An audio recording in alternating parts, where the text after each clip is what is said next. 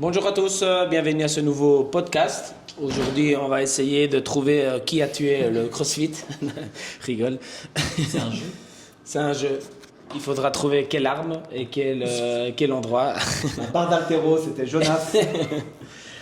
Blague à part, aujourd'hui on va parler un petit peu du CrossFit, actualité, un peu aussi de comment c'est possible que quelque chose qui a été aussi le boom en 2010, plus ou moins 2018, jusqu'à 2018, là je pense qu'elle n'est pas dans les meilleurs moments de sa vie et l'idée ici ça va être un peu de discuter sur qu'est-ce qui se passe avec le CrossFit, qui l'a tué et comment en fait on pourrait terminer un peu sur qu'est-ce qu'on pourrait mettre en place. Nous, si on aurait la chance d'avoir assez d'argent pour acheter CrossFit, qu'est-ce qu'on mettrait en place pour essayer de remettre le CrossFit un peu au niveau, on va dire, ou surtout où nous on considère qu'il devrait être. Ok, mais pour commencer, je pense que ça peut être sympa, très brièvement, un petit peu, de comment vous avez connu le CrossFit et comment vous avez, qu'est-ce qui a été ce qui vous a inspiré à commencer et voilà, un petit peu comment vous avez commencé dans le Tu veux CrossFit. commencer Bon, vas-y, t'as le micro. Il était une fois. Donc, moi, c'était en 2010 que j'ai commencé et on a déjà parlé entre nous quelques fois, je pense, par le passé. Donc, moi, je faisais un peu tout ce qui était musculation, mais de manière assez soft à ce moment-là. Et j'avais fait du football et autres. Et je cherchais un sport qui permette de travailler tout le corps. N'en trouvant pas, je m'étais dit que je lancerais bien une sorte de décathlon ou un truc comme ça, ma sauce, donc par exemple avec des exercices, de la course à pied, du rameur, des dips et des trucs comme ça, parce que j'aimais bien ces exercices-là en musculation, où c'était vraiment paramétré comme un décathlon, donc 10 épreuves différentes, mais des distances assez courtes. Donc j'avais le 1500 mètres, c'était la distance en course à pied, par exemple. Il y avait des dips, il y avait des tractions, mais j'avais pas tous les mouvements de gym comme les ring muscle up ou des choses comme ça, par exemple. C'était un peu plus soft. Ça fait un peu calisthénie maintenant, ils font des formats comme ça. Voilà, donc c'était un peu dans cette idée-là, mais avec du bench, des diffs quand même aussi, pour avoir 10 vraiment trucs Il y avait pas de barre. qui ressortent un petit peu. Et donc, je ne sais pas pourquoi, j'ai commencé à chercher un peu sur Internet et un jour, malheureusement, je suis tombé sur la page crossfit.com. Et donc là, au début, je me disais, mais non, c'est de la merde, tout est mélangé, c'est pas la même chose. Donc j'étais dans le déni. J'adore. Et en réfléchissant, mais ce truc-là, j'en avais parlé à plusieurs personnes justement pour commencer à essayer de monter ce truc-là, parce que je connaissais des gens qui étaient dans l'athlétisme et donc je regardais vraiment un petit peu à ça, parce que je m'entraînais avec eux aussi. Et donc, quand je parle de ce truc-là, du CrossFit, et puis petit à petit, je vois sur le truc de CrossFit qu'il y a une salle qui s'ouvre en Belgique, à Uccle. Il y avait déjà une salle, mais qui n'était pas active à Namur. Il y avait donc une adresse, je pense que ça avait été un petit peu actif, puis ils ont un peu fermé, où ils s'entraînaient sur un parking. Mais c'était avec un kettle, par exemple. Et à ce moment-là, je faisais des cours de kettlebell une fois par semaine ou 2 fois par semaine. Justement aussi, j'avais oublié ce passage-là. Donc je faisais de l'haltérophilie en fait. Ah non, en fait, oui, je faisais déjà de l'haltérophilie quand j'avais regardé pour le décathlon. Parce que j'avais commencé l'haltérophilie avant le CrossFit. Et je faisais aussi des cours de kettlebell à Uccle. Et donc, CrossFit, je tombe sur l'ouverture de CrossFit à Bruxelles. Je vois ça en mois d'avril, j'avais des examens, donc je me dis ok, je vais juste aller vite fait voir. J'ai essayé, mon premier WOD c'était un Cindy, je pense. Et on m'avait dit ouais, mais le CrossFit c'est spécial, tu vas voir, tu n'y arriveras pas à garder ces exercices-là pendant 20 minutes. Donc c'était poids de corps, c'était 5 pull-ups, 10 push-ups, 15 squats. Pendant 20 minutes. Ouais, pendant 20 minutes, je ne sais plus du tout combien de tours j'ai fait, mais je sais que je ne m'étais pas arrêté, donc c'était pas bon. Mais je m'entraînais déjà un petit peu. J'ai toujours aimé bouger dans ces mouvements-là, donc ça allait. Et c'est là que j'ai commencé, donc en 2010, comme ça, à Uccle, Reebok CrossFit Brussels, qui est devenu Reebok CrossFit Brussels. Et puis maintenant, avec tous les changements qu'il y a eu, Reebok, ça a été fini en 2020, 2021, je ne saurais même plus dire. Et donc maintenant, c'est CrossFit Brussels comme nom, qui a déménagé il y a quelques années aussi. Voilà. Ok, et pour toi Benja? Moi, c'est une suite de rencontres, encore une fois. Des gens qui m'ont tendu la main à des moments où. Pour ceux qui ont la ref. Non, mais dans l'idée. Alors que je me trompe pas, parce que moi les dates c'est pas ouf, je crois que c'est 2016, j'avais dit. Donc c'est fin 2016 que je tombe, juste parce que j'ai montré la photo. Donc 3 octobre de ma première fin de session en fait, j'avais été à l'époque faire mon premier test. Et en fait, il faut savoir que cette année-là, j'arrive à un moment où vraiment la première image que j'ai dans ma tête, c'est je sors en fait de ma douche, je me regarde de profil et je vois que j'ai de la bedaine en fait. Et je me dis putain mec, t'as même pas 30 ans. Et ça m'a vraiment choqué. J'avais 26, un truc comme ça. 26 ans, donc 2016, 25 en fait, 25 ans. Donc j'étais vraiment en mode waouh, choqué. Et je me dis, c'est pas possible en fait. Genre, t'as pas 30 ans et t'es déjà. Moi, dans ma tête, t'es déjà gros quoi. Et en fait, là, ça a été la première étape où j'ai commencé. Donc à l'époque, j'étais dans la restauration rapide. Donc je gérais en fait une friterie avec mon père. On travaillait vraiment blindé. Je faisais que ça. Et en fait, dans la restauration, tu manges comme tu peux, en fait. Et souvent, tu manges sur place. Donc moi, je mangeais très mal, très vite. Je travaillais énormément. Et en fait, la première étape, avant le CrossFit, ça a été, je finissais mon service vers minuit. Et en fait, de minuit, 1h du matin jusqu'à 4h du matin, j'allais au Basic Fit qui était ouvert en fait à une vingtaine, trentaine de minutes. D'ailleurs, ça m'a valu des gros stress de la part de ma copine de l'époque qui pensait que je la trompais. Et je lui disais, bof, j'ai autre chose à foutre quoi, en fait, vraiment. Donc, vous me connaissez, vous savez comment je suis. Je suis vraiment pas comme ça. Bon, bref, ça m'a valu des histoires un peu compliquées avec ma copine de l'époque où j'ai dû un peu montrer des photos de moi et tout, des vidéos. Vraiment en mode des appels, vraiment montrer que j'étais là. Bref, c'est encore une autre histoire. Mais j'ai lancé le Basic Fit là. Ce qui est marrant, c'est qu'en fait, je suis tombé que sur des énervés. Parce qu'à cette heure-là, en fait, tu tombes que sur des énervés. Et j'avais un pote qui faisait ça aussi, mais pas au même endroit que moi. Et à un moment, il me dit, j'ai testé un truc, c'est une dinguerie. Et il me dit, c'est vraiment de l'intensité, etc. Et je dis, ok, ça s'appelle comment? Il me dit, c'est le CrossFit, tu connais? Je dis, non, absolument pas. Premier truc que je fais, je tape CrossFit sur YouTube. Et là, je vois Rich Froning monter sans les jambes, avec la corde et tout ça. Et je me dis, putain, et qui chute. Ouais, exactement. Ça, c'est la suite moins marrante. Mais en tout cas, tu vois, qui se laisse aller, qui se brûle un peu les mains. Le truc de fou. Moi, je dis, mais ça, c'est un physique. Genre, je voudrais avoir un physique comme ça, quoi. C'est un peu. On en avait parlé dans un des. Ouais, les poils qui se dressent, ouais, complètement. Mais c'est ça. Et on en avait parlé dans un de nos premiers podcasts où en fait, quand j'ai vu ce physique, je me suis dit, alors je me suis pas dit je serais comme ça, mais je me suis dit j'aimerais être comme ça. J'ai été testé. Et là, j'étais vraiment, j'avais beaucoup maigri parce que j'avais commencé la course à pied. J'y allais 2-3 fois semaine. J'allais 2 fois semaine en plus à la muscu. Parce que entre minuit et 5h du matin, il faut aussi pouvoir récupérer, il faut aussi avoir une vie de famille, tout ça. Et en fait, le tout premier workout que je fais, je me rappelle, c'était un 10-10, 9-9, 8-8, 7-7 jusqu'à 0, quoi, jusqu'à avoir fini, en push press avec une barbell et kettlebell American Swing. Et en fait, ça m'a détruit parce que j'étais vraiment j'étais avec une kettlebell de, genre 12 kg max. Et j'étais avec un push press de 25 parce que 30 c'était trop lourd, je m'en rappelle. C'était beaucoup trop lourd pour moi à l'époque. Et en fait, j'étais dernier. Et là, il y a tous les gens qui sont venus autour de moi qui ont commencé à gueuler. Allez à Bergin et tout ça. Et là, j'ai eu fini. Et je me suis dit, putain, je vais en faire ma vie. Je sais pas comment, mais genre, je veux que ce soit dans ma vie. Et là, j'insiste, j'avais recommencé le sport gentiment depuis 3-4 mois. J'étais vraiment en mode, ça m'a pris aux tripes, quoi. Et il faut savoir que moi, je viens des sports de combat. Donc free fight, boxe anglaise, taekwondo et krav maga, self-défense. Donc j'ai vraiment fait ça pendant 4-5 ans. Puis j'ai dû arrêter avec le boulot, avec la vie, tout ça. Et en fait, ce que j'adorais dans les sports de combat, c'est l'adrénaline. C'est vraiment le côté de... T'as le gars en face de toi, il y a vraiment un truc que tu peux pas avoir autrement. Et en fait, j'ai retrouvé cette intensité et cette adrénaline dans le CrossFit. Sauf que ce qui était génial, c'est que ma mère, en fait, elle râlait à chaque fois parce que je revenais avec des yeux au beurre noir, des trucs comme ça. C'est logique, tu combats, ça arrive, quoi. Surtout que là, il y avait des touches, quoi. Et en fait, je me suis dit, putain, c'est trop bien, j'ai la même adrénaline, j'ai le même excitation, le même truc vraiment de dopamine et tout, mais sans les coups, quoi. Sans vraiment ce côté, tu t'arrives pas avec des yeux au beurre noir, quoi. Et en fait, ça, c'est vraiment le souvenir que j'en ai. Je te dis, là, ça fait 10 ans presque. Ouais, ça fait 9 ans, là. Et putain, j'en ai encore des souvenirs. Je me vois encore. À l'époque, j'avais les cheveux longs avec ma queue de cheval où je la lâchais à la fin et tout. J'étais complètement éclaté. Mais je me rappelle, je sais pas comment je vais faire, mais ce truc-là, genre, c'est une drogue, quoi. C'est vraiment... je vais dire un truc qu'un pote m'a dit récemment, qui m'a dit, ouais, c'est comme ça met le nez dans la coke. Tellement t'es pris, quoi. Et moi, c'était le côté humain, et c'est pour ça que je suis resté encore maintenant. Ça m'excite de m'entraîner en CrossFit et tout ça, mais ce qui me plaît le plus, c'est ça. C'est les moments qu'on partage ensemble. C'est ouais Jonas, t'en penses quoi? Ouais, prends 24, te laisse pas. Tu vois, c'est vraiment les discussions où je vous laisse 100% mon training parce que c'est vous les coachs du moment. Et ça, c'est une confiance que tu peux pas vraiment accorder à tout le monde non plus. Tu vois ce que je veux dire?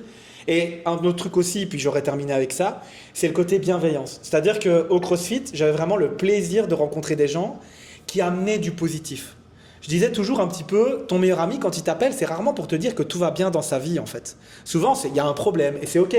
Mais au CrossFit, quand j'y allais, c'était toujours avec quelque chose de « Ouais, regarde, j'ai fait une rep en plus. Ouais, regarde, j'ai maigri. Ouais, regarde, j'ai mieux dormi, j'ai mieux mangé. » Il y avait vraiment une vibe de virtuosité, mais aussi surtout de cercle vertueux. Et ça, je trouve que c'est quelque chose, dans certains endroits qui se perdent un petit peu, on en reparlera, parce que c'est peut-être aussi l'un des meurtriers du CrossFit, peut-être cette perte d'esprit de communauté, je sais pas, on va en parler. Mais en tout cas, moi, c'est vraiment ça qui m'a... Ouais, c'est mon histoire, quoi. C'est comme ça que j'ai démarré. Et puis, ça fait 9 ans, là, et j'ai jamais arrêté, jamais. Excellent, parfait. Et moi, je commençais en Espagne. Je regardais la date parce que je suis très mauvais en date, mais dans les alentours de 2012, je pense, plus ou moins. 2012 2012. 2012-2013, ça doit être dans les alentours là. Et en fait, c'était... je faisais un peu de muscu, mais je n'aimais pas du tout. Je faisais ça souvent parce que mon père était culturiste. Et voilà, il me disait quoi faire et tout ça, mais je n'accrochais pas. En fait, c'était trop monotone et trop lent, entre guillemets. Avant ça, j'avais fait du foot, du taekwondo. Quand j'étais vraiment jeune, j'avais fait du tennis. On a quoi d'autre? Natation. Ouais, j'avais fait vraiment pas mal de sport, mais toujours un an et demi, Ouais. pas plus. Et après, je changeais chaque fois. Trop répétitif ou quoi? C'est pas. Je pense que j'ai toujours eu ce truc-là de devoir essayer plein de trucs et être. Parce que je me dis, c'est dommage, j'aurais pu me spécialiser un peu à un sport, tu vois, mais je sais pas. J'avais vraiment cette sensation-là que. En fait, j'ai eu toujours un problème, entre guillemets, c'est que je peux commencer n'importe quel sport et je suis plus fort que la moyenne. Parce que t'es complet. Je sais pas pourquoi, mais je peux demain commencer un sport et les gens disent ouais, t'es fort en fait. Mais quand il fallait après 1 an, 2 ans Ouais. vraiment dépasser le cap d'être vraiment pro dans ce truc-là, j'arrivais pas. Il y avait les autres personnes qui étaient vraiment beaucoup au-dessus. Tu vois. Alors je peux commencer plein de sports et être plus ou moins bon, mais après il y a des gens qui vont me dépasser, tu vois. Et alors je pense que c'est possible que sans me rendre compte, je commençais à me frustrer et voir que les gens me dépassaient, alors je changeais pour avoir cette truc. C'est des choses que j'analyse maintenant et que je me dis c'est possible que c'était ça. Mais voilà, j'avais commencé en 2012. Quelqu'un m'avait parlé et m'a dit ouais, il y a une nouvelle salle qui va ouvrir. Nous, on est tout au sud, en Espagne. C'est pas une grosse ville, c'est Malaga, mais c'est pas non plus. Oui, en comparaison à Espagne, oui, à Belgique, oui. Mais franchement, C'est combien d'habitants? oh, je ne sais pas dire, je sais pas. On peut regarder après. Plus que Spi. Oui, ça c'est sûr. Ça c'est sûr, ça c'est sûr. Mais quand on parle de Madrid, c'est waouh. Oui, là, ouais, ok. Et alors, en gros, à Madrid, ils sont ouverts un CrossFit et tout ça, c'est incroyable. En fait, c'est de la muscu en même temps qu'il y a. Ouais, c'est tout petit coup, c'est 600 000 habitants. 600 000. Ah, ça va, voilà. Et en gros, ouais, tu fais la muscu, tu cours. Là, c'était un peu l'époque aussi, on prend des pneus, on prend, tu vois, il y a vraiment plein de trucs comme ça, un peu militaires et tout. Et je dis, waouh, c'est quoi ce truc? C'est dingue. Et c'est super marrant parce que la première salle qui ouvre dans la région où moi j'habitais pas vraiment à Malaga même, j'habitais dans un village à 20 minutes de Malaga. Et la salle, elle ouvre genre à 30 secondes de la maison. Je te jure, c'est en vélo, j'arrivais en 1 minute, j'arrivais, tu vois. Et je J'allais en vélo. Ouais, j'allais. 30 secondes en vélo. 1 minute en vélo. Et je commence, je fais le premier truc, j'ai vraiment zéro mémoire, je sais pas du tout le premier walk, je me rappelle pas du tout. C'est marrant. Moi, j'ai aucune idée de le premier walk que j'avais fait. Par contre, je sais que je travaillais très souvent les snatchs à PVC, parce que j'arrivais même pas avec les barres à cette époque-là, il y avait même pas des barres de 7, c'était 20 ou 15. Ouais, putain, moi aussi, pareil. Il y avait pas Alors, en gros, les 20, c'était trop, les 15 aussi. En fait, souvent, je me retrouvais avec le PVC.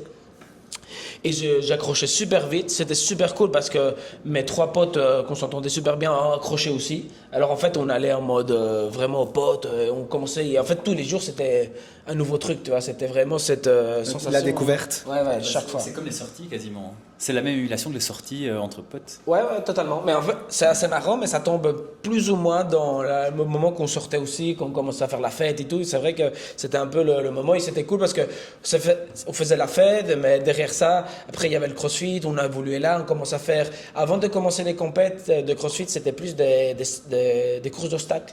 C'était un peu la mode, les Spartan Race. Il y avait tous les petits villages, les alentours faisaient sa course un peu urbaine comme ça, mais avec des obstacles. Et c'était assez marrant, mais tous les crossfitters faisaient ça là-bas. Je ne sais pas si ici c'était la même chose, mais avant d'avoir des compétitions, c'était vraiment les courses obstacles. Tous les crossfitters allaient là. Je ne sais pas pourquoi, parce qu'au final on ne courait pas non plus blindé dans le crossfit, mais il y avait ce truc-là. Le crossfit était vendu comme tout essayer, et que c'était un truc général, ouvert, et donc ça collait très bien au début. Oui, clairement. Et on avait fait des Spartan Race, on a été à Madrid faire une Spartan Race. Voilà, on était vraiment dans ce moule-là. Les compétitions ont commencé.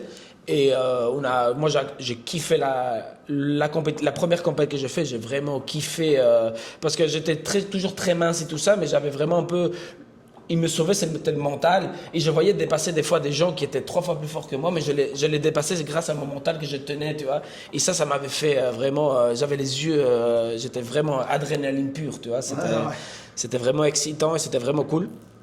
Et après cette salle-là, le gérant était un petit peu difficile, on va dire. Moi, j'avais décidé à un moment d'acheter des trucs en Chine, des bracelets qui étaient écrits CrossFit, tu vois.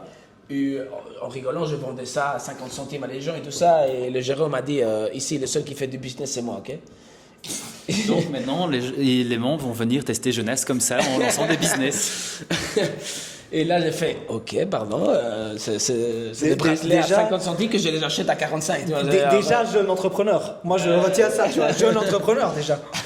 J'avais même fait des photos, je crois que les photos sur Facebook, ils doivent traîner. T'avais quel âge à l'époque? 2012, j'ai 32, ça fait 20 ans, jamais.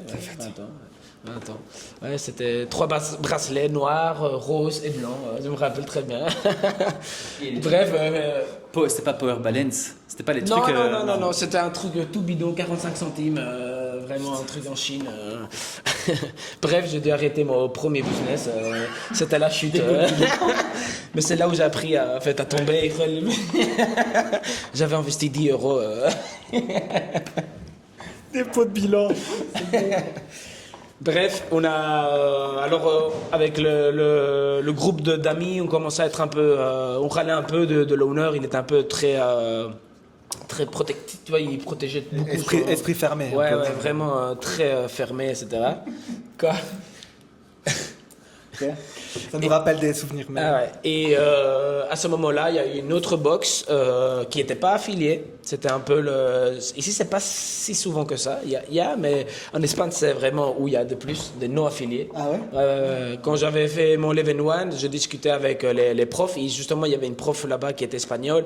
Et il me dit, ouais, en Espagne, c'est le pire de tout l'analyse. C'est toujours de la discussion. C'est en Espagne, genre, il y a 50% affiliés, 50% non affiliés. Tu vois, Ils avaient de l'avance.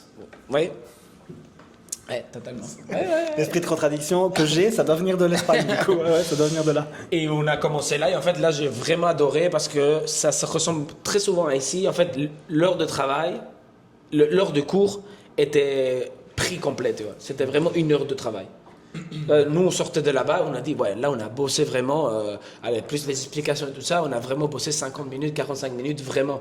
Que dans l'autre, c'était très souvent, très spécifique comme le CrossFit. Tu avais un entraînement de 15 minutes, avant c'était du review, un échauffement spécifique, général et spécifique et tout ça. Et au final, on sortait là, on disait, ouais, en fait, on a fait 15 minutes, quoi.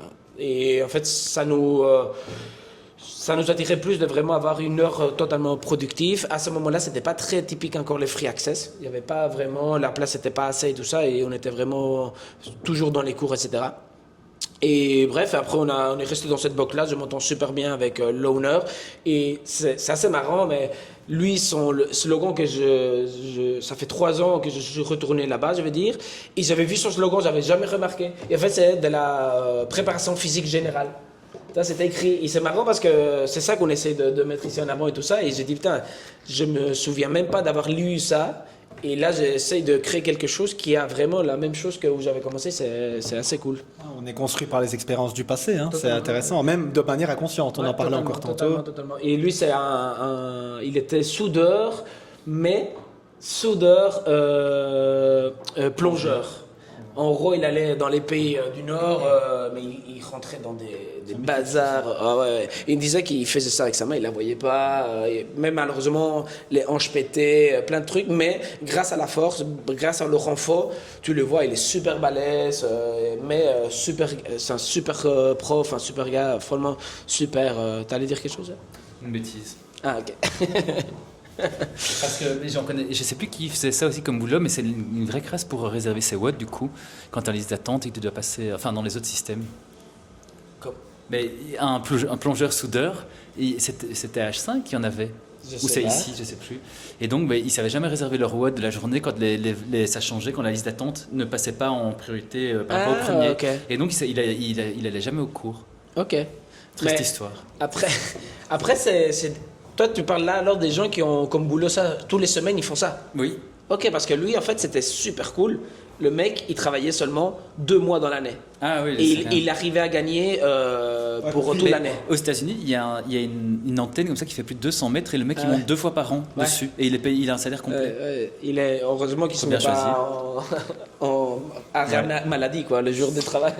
Mais pas en gros envie, lui, pas envie. Aujourd'hui, pas envie. par exemple, il disait ok là je pars à mois. Il prenait le bateau, il prenait un avion, il arrivait là, il prenait le bateau. En fait, il vivait un mois dans le bateau et en fait il faisait tous les travaux, il revenait. Mais en gros c'était genre 20 000 euros pour ce mois-là quoi. Ouais, c'est un style de vie en fait. Ouais, c'est mais pas un travail, quoi. après, il venait 10 mois, et il était tranquille, il travaillait dans la salle, il gérait la salle et tout ça. Et c'était très familial parce que c'était sa femme, lui et son petit enfant, qu'à ce moment-là, il était très jeune. Et là, maintenant, tu le vois, il est balèze à fond, il a 130 kilos en snatch, il est impressionnant. Et en plus, il accroche pas trop au CrossFit. Il adore le MMA et tout ça, mais il fait ça un petit peu à côté et franchement, une machine. C'est sa prépa quoi. C'est le nom de la fin de le slogan de la salle. Mais il a pas vécu général, donc on s'en fout. dans la salle après, il a vécu dans la salle tout jeune, tu vois, et il voyait les gens faire et tout. Je suis sûr que ça a aidé. Après, le coach en soi et la maman, ils sont vraiment très fit, très carrés et tout, et c'est cool quoi. Bref, Ça me pense- enfin, rien à voir, ça fait penser à la fille, la française, là, qui va pour la 3e ou 4e fois aux Games, la française, je sais plus son nom, connais qui pas. a commencé de la gym genre à 2-3 ans et s'est jamais trop intéressée au CrossFit. Ses parents en faisaient et là, elle déchire tout. Et comme quoi, et elle s'entraînait pas beaucoup non plus. Hein. ouais, c'est des fois. C'est juste bouger, être dans une dynamique Camille où ou pas je ne saurais pas te dire du tout, je vois son visage et donc elle est toute fine, elle est toute non brune. Non, c'est pas elle, Et ben, elle a fait 3 fois les Games en 15, 16, 17, je pense. Ah oui, ok, dans les ados. ok. Et, mais là, elle va en team maintenant ou un truc comme ça. Enfin, c'est terrible niveau. Et sans jamais forcer du tout dans le CrossFit. Et je pense pas qu'il y ait du dopage parce qu'il n'y ait pas de volonté de performer du tout là-dedans. Donc Ouais, c'est il y a comme des ça, choses quoi. qui sont vraiment possibles quand on a une hygiène de vie et une routine qui sont vraiment. Mais surtout de très jeune, j'imagine. Ah Ouais. oui, ouais. Parce que Il si y a tu commences beaucoup à moins faire ça d'effets. malheureusement à 25 ans. Et ça- qualitativement dans la croissance, parce qu'à partir du moment où tu vas dans des cul-de-sac, où justement le mouvement n'est pas bien fait ou autre, et que tu dois retravailler pour faire ça, Ouais. c'est des Là, cul-de-sac, tu t'as dois faire perdu. demi-tour, c'est des pertes de temps, et enfin donc c'est très important de bien faire ça dès le début. Yes, parfait. Là, on a expliqué un petit peu comment on a commencé. On pourrait partir un peu maintenant sur les meilleures années que vous avez vécues. Voilà, qu'est-ce qui vous inspirait, qu'est-ce qui vous... Allez, pourquoi vous êtes coach, pourquoi vous avez commencé à ouvrir une salle. Voilà, en fait, je veux aller plus dans le côté de les meilleures années que vous avez vécues dans le CrossFit. Et que c'est possible que c'était juste au début, c'était les premières 2 ans et après ça a été moins. Mais c'est les meilleures années pour vous dans le CrossFit. Que ce soit personnel ou ce que vous ressentez au niveau CrossFit marque. Ok, moi je vais partir sur quelque chose d'un peu plus personnel, mais honnêtement c'était aussi un grand moment CrossFit je pense. Donc moi c'est le moment où la boxe CrossFit Reikan à Warem s'est lancée. Donc en fait il faut savoir que moi à ce moment-là je voyais Jack, qui est donc le gérant, le patron, hein, le créateur de CrossFit Reikan. Et en fait quand moi je suis arrivé, la boxe elle avait 1 mois et demi, 2 mois, quelque chose comme ça. Donc je suis vraiment arrivé au tout début de la boxe. Et en fait très vite, moi quand j'ai commencé là, je suis pas arrivé en mode je veux m'entraîner, je veux être un athlète. Je suis arrivé en mode je vais m'entraîner, je suis un athlète, mais j'ai envie de commencer à coacher. Et en fait, ça pour moi, ça a été vraiment un super moment. Alors, comme je disais tout à l'heure, en off, cette année-ci, pour moi, elle est incroyable aussi. Cette année-ci, parce que y a le lancement de la coaching school, il y a le travail avec vous, etc. Mais ça, si je dois vraiment revenir dans le passé, entre guillemets, c'est ce moment-là. C'est le moment où Reikan s'est lancé. C'était une grosse année et demie avant Covid. Donc c'est quelque chose comme 2019, je crois, le lancement de la box. C'était février. Février, ça je suis sûr, mais c'est 2019, truc dans le genre. Et en fait, ça pour moi, ça a été incroyable parce que humainement, c'était fou de voir, je le disais à Seb tout à l'heure, en off aussi, je disais, en fait, le fait de démarrer de zéro un projet, ça, moi j'adore. Donc en fait, il n'y avait pas de culture de la salle, il n'y avait pas vraiment de gens qui étaient habitués. Tu sais, t'arrives, tu as toujours un groupe d'aficionados qui est tout le temps là. Et ben là, il n'y avait personne, tu vois. Genre, tout était à créer. Ça m'a excité de fou de faire partie de ça. Et puis, il y avait aussi vraiment, la CrossFit était à fond, quoi. Il y avait des box qui pullulaient un peu partout, des gens qui se lançaient, des choses qui fonctionnaient alors que pour moi, ça n'aurait pas forcément dû fonctionner parce qu'en fait, il y avait une qualité de coaching qui était aléatoire un peu à gauche, à droite. Et à Reikan, par exemple, le coaching, il était high level, quoi. On a eu la chance, justement, Jack a toujours été quelqu'un de super technique. Et moi, j'ai eu la chance d'être formé par Jack et d'apprendre pendant 3 ans et demi, non seulement à être coach, mais aussi à gérer une box parce que j'ai été gérant aussi pendant un bon 2 ans. Je me rappelle le jour où il m'a demandé ça, c'était en plein Covid. Il a dit voilà, est-ce que tu as envie de passer gérant? Est-ce que tu as envie de m'aider à sauver la box? J'ai dit oui. Tu vois, rien que ça, entre guillemets, cette confiance, en tout cas, c'est ce que j'ai perçu à ce moment-là et ce que j'ai donné comme énergie à la salle. Ça, pour moi, c'est quelque chose qu'on ne peut pas m'enlever, en fait. Tu vois ce que je veux dire? Malgré le fait que, voilà, moi, j'ai eu besoin et je le dis, hein, j'adore tous les endroits dans lesquels je suis passé, mais j'ai toujours, j'ai toujours décidé que ce que je voulais faire était plus important que ce qu'on voulait me faire faire. Tu vois ce que je veux dire? Donc je ne pouvais pas me laisser limiter par écoute, si tu veux rester ici, tu ne peux pas faire ça. Si tu vas rester ici, tu ne peux pas faire ça. Moi, à partir du moment où on me dit tu ne peux pas faire ça, voilà, moi on m'interdit de vendre des bracelets, je change de salle. Tu vois? Tu vois ce que je veux dire? Donc il y a un peu ce côté-là où, ouais, pour moi, humainement, professionnellement, ça a été incroyable. Et faut le dire aussi, il n'y avait pas vraiment de...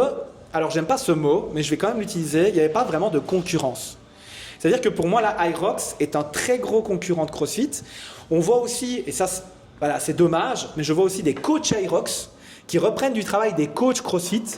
Parce que Hyrox prend tellement de place qu'en fait, on enlève le côté technique de CrossFit. C'est plus facile à vendre Hyrox, c'est plus rapide à vendre, c'est plus cher. Et ça, pour moi, il y a un petit truc un peu dommage là-dessus. Pour moi, c'est un peu comme conduire une automatique. Tu peux pas conduire de manuel. Par contre, si tu conduis une manuelle, au niveau des voitures, hein, on reste là-dessus, Seb, si tu conduis une manuelle, tu peux conduire une automatique. Un coach CrossFit, pour moi, peut tout à fait coacher Hyrox. Un coach Hyrox aura beaucoup plus de mal à coacher CrossFit. Et là, on en est là, en fait. Donc, pour moi, ça a été une année de fou, humainement, professionnellement, d'un point de vue équipe, team building, j'ai rencontré des gens incroyables, je me suis fait former comme un fou. Donc ça a été vraiment top. Et honnêtement, même pendant le Covid, on a vraiment... Moi, ça m'a sauvé la vie, quoi. Le CrossFit, ça pour moi, c'est une année... au-delà du fait que CrossFit avait le vent en poupe, franchement, le fait de sortir, d'être dehors, de simplement aller courir avec les potes, de simplement aller s'entraîner avec... je me rappelle, je m'entraînais avec des touques d'eau, avec des gros, tu sais, des gros ballotins d'eau, là, parce que j'avais pas de poids à la maison et qu'on ne pouvait pas se voir avec les amis.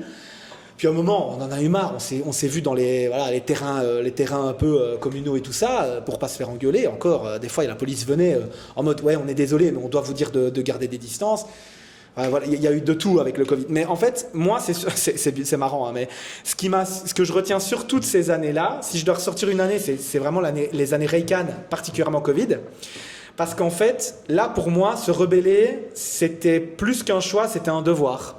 Pour moi, je l'ai vraiment vécu comme ça. D'ailleurs, j'ai une vidéo sur mon compte qui dit « Si vous vous sentez mal, vous n'êtes pas bien, etc., venez, on va trouver des solutions ensemble. » Et parce qu'on avait fait une pétition avec plein de box de CrossFit, notamment à Namur, la région Bruxelles, etc., pour aller voir les politiciens qui n'ont jamais donné suite d'ailleurs, parce qu'en fait, ils laissaient les McDo ouverts, mais à côté de ça, ils fermaient les box, quoi. Ils fermaient les salles de CrossFit et tout, quoi. C'est un truc de fou.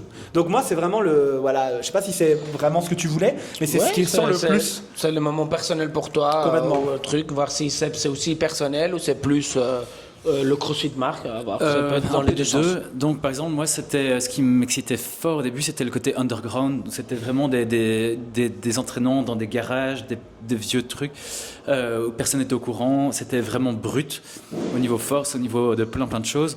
Et parce que mais il n'y avait pas de rameur, enfin si peut-être rameur au début, mais il y a plein d'appareils qui n'avaient pas, par exemple les skiers, ça a été conçu, je me demande si ça n'a même pas été conçu un peu après.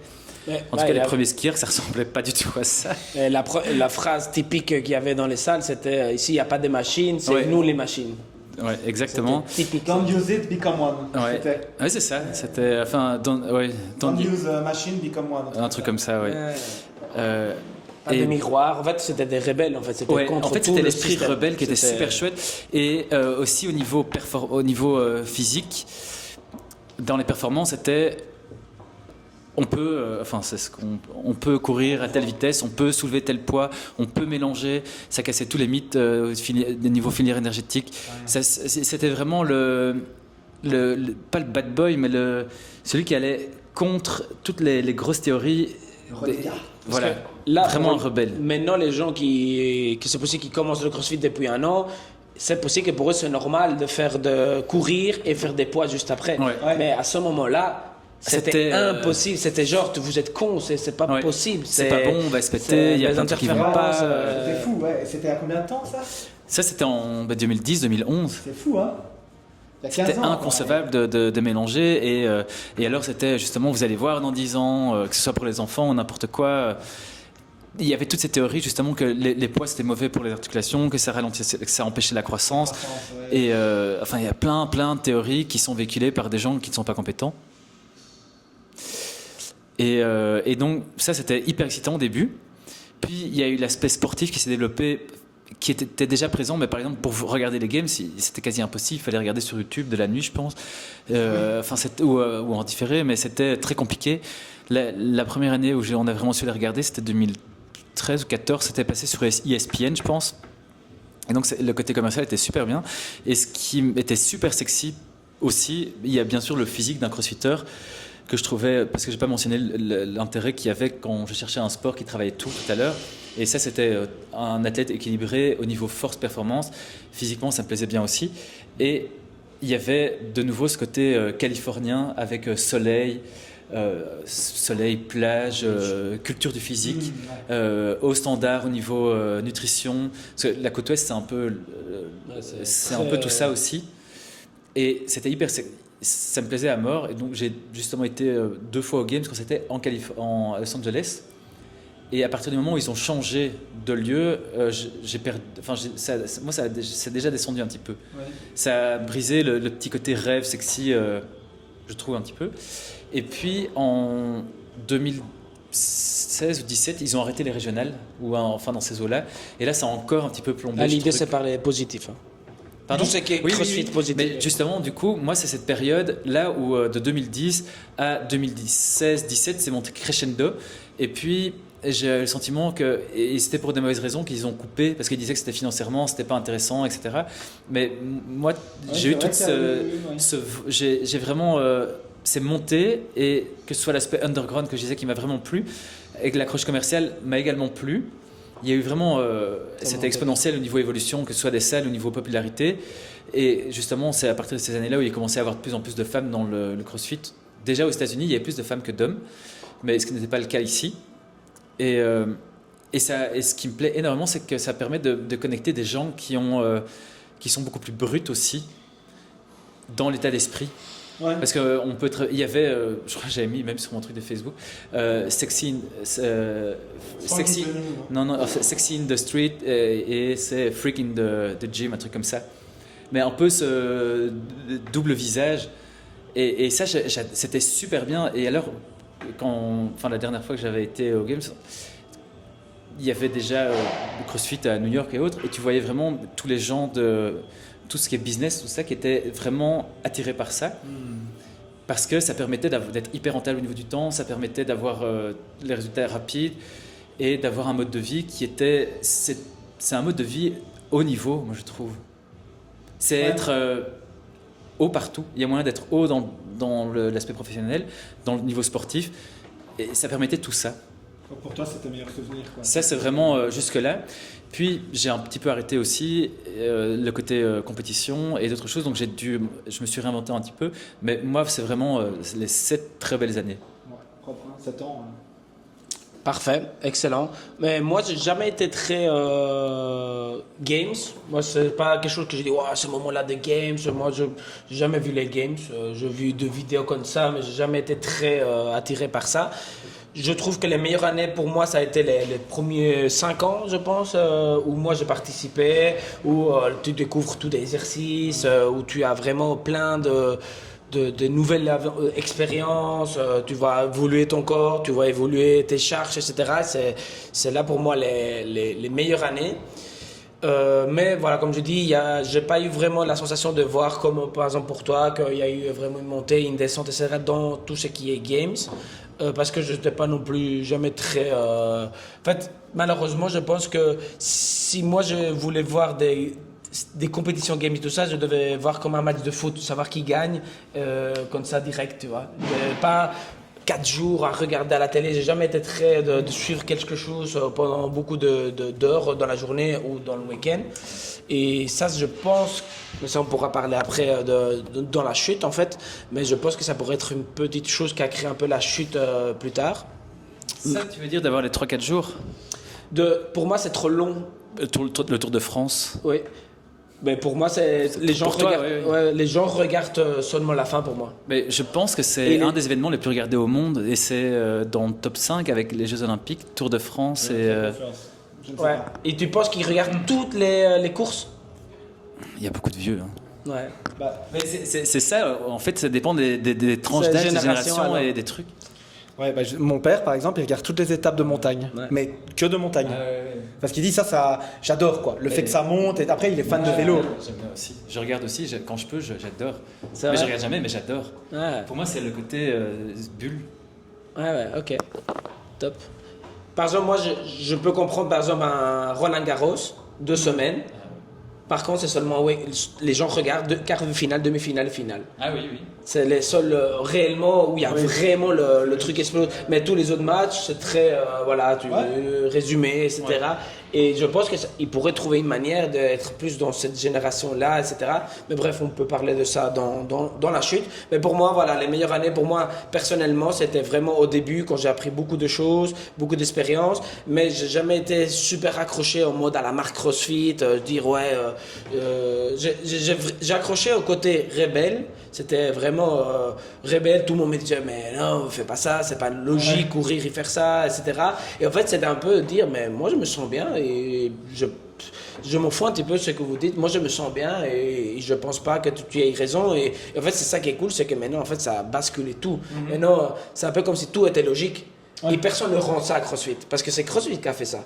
Il n'y a pas d'autre personne qui a vraiment dit, on s'en fout de tout ce que vous dites, on va faire ce que nous, on a envie. Et maintenant, c'est un peu, ouais, c'est logique. Ouais, mais quand c'était logique, personne ne le disait à CrossFit qu'il avait raison. Et voilà. Mais ça, je pense que ça peut arriver dans tout le... Quand quelqu'un arrive nouveau qui dit c'est comme ça, on va le faire comme ça et on s'en fout de ce que vous dites, c'est logique, quoi. Mais c'est le côté un peu rebelle et tout ça que ça m'attirait. Et surtout le côté fonctionnel. C'était vraiment ce qui m'attirait de plus. Par contre, maintenant, on pourrait parler un petit peu de qu'est-ce qui s'est passé dans cette chute. Pourquoi il y a eu un moment, beaucoup moins de recherche, par exemple, quand ils disent chute, en fait, ils regardent combien de personnes cherchent CrossFit, combien de personnes s'inscrivent, combien de personnes regardent les games, combien d'affiliations il y a, etc. Et là, ils disent que voilà, que CrossFit, mais je pense que c'est logique qu'il y ait une chute, des moins de recherche, les gens commencent à connaître c'est quoi CrossFit, c'est normal qu'on tape plus, qu'est-ce que c'est le CrossFit? Parce que c'est logique, non, je pense, c'est ma manière de penser, hein. Je ne dis pas que c'est absolu, mais je pense que c'est logique que quelque chose qui monte, mais il y a un moment, il doit quand même descendre un petit peu. Le but, c'est que pas que ça chute, mais que ça descende un petit peu et que ça reste après stable. Je pense qu'on arrive à ça plus ou moins dans le CrossFit, c'est seulement que, voilà, que pour le moment, ils disent que c'est une chute de l'Empire, etc. Mais voilà, pour vous, qu'est-ce que vous pensez qui a pu créer cette chute, si vraiment il y a une chute pour vous? Si je peux attaquer ça. Oui, si tu veux dire, oui, mais si. Ouais. Moi, Tu veux déjà dire Moi, je pense que, par exemple, une des choses, c'est que quand CrossFit a commencé, c'était très où tu penses comme nous ou on s'en fout. Fais tout ce que tu veux, mais nous on fait ce qu'on pense et on va le faire comme ça. Tu acceptes, parfait, tu n'acceptes pas, en fait on s'en fout. Je pense qu'au début c'était comme ça.